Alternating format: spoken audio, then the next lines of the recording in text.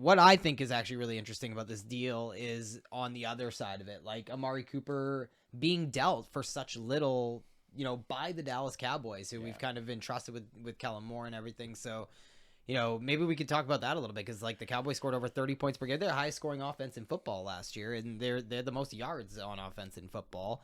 So I was wondering, like, what do you think this does for Dak? Do you think Dallas is going to change their identity on offense at all? No, I don't actually. I think Dak is going to be just fine. And I think this team is just like on paper, it just looks like they went a tier down with losing Amari. And they brought in James Washington from your Steelers, who I think is actually a guy who I'm getting in some of my later rounds of best balls, just because he's on that Dallas offense. And I honestly think like Ceedee Lamp is major getting slept on by the fantasy community there. So for Dak, I think he's going to be fantastic. But the guy who I'm dialing in is Ceedee Lamp, because I think I have him as like my wide receiver 5 or 6 for this coming season. I am expecting that full breakout in this Dallas offense. He's going to take some of Amari's pie on top of the pie that he's already been munching on there, taking a page from Zeke's book, right? Been hanging out and packing in the pie, I guess. But I think Ceedee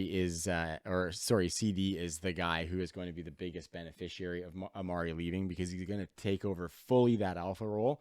And I think I am very confident in what he can do with it and becoming that. But I don't think I think a lot of people just kind of dog him a little bit, just not thinking that he's going to have the full breakout because he didn't do it in 2021. But the stars just didn't align for him, and he was only a second-year wide receiver, so let's cut the guy a little slack. No kidding. Because coming out of the draft, the hype was massive on Ceedee Lamp, and I don't think he's done anything for me to deter me from that same hype that I had on him coming out of the draft. No, I think the third-year breakout is imminent for Ceedee Lamp. I think I have him as a top 5 wide receiver in redraft, best ball, dynasty, all formats right now. Like my wide receiver 5, I think in my best ball ranks, I just updated.